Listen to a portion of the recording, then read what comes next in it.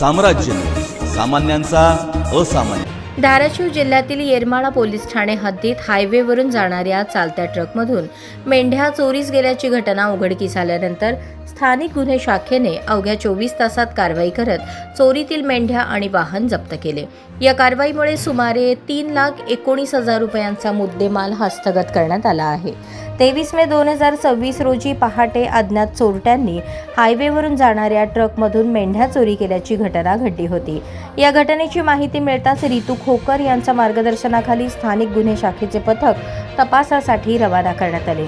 तपासादरम्यान गोपनीय माहितीच्या आधारे तेरखेडा येथील लक्ष्मी पारधी पिढी तसेच उमरा पारधी पिढी परिसरातील काही व्यक्तींनी ट्रकमधून मेंढ्या चोरी केल्याची माहिती पोलिसांना मिळाली। त्यानुसार स्थानिक गुन्हे शाखा आणि RCP आणि QRT पथकाने संबंधित ठिकाणी छापा टाकला।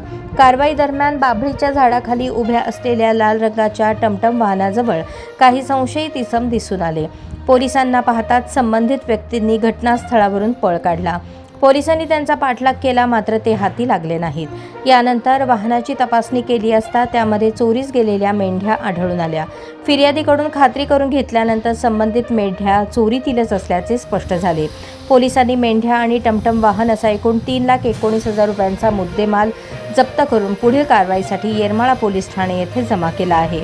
ही कारवाई विनोद इचपवार यांच्या नेतृत्वाखाली करण्यात आली। पुढील तपास सुरू आहे।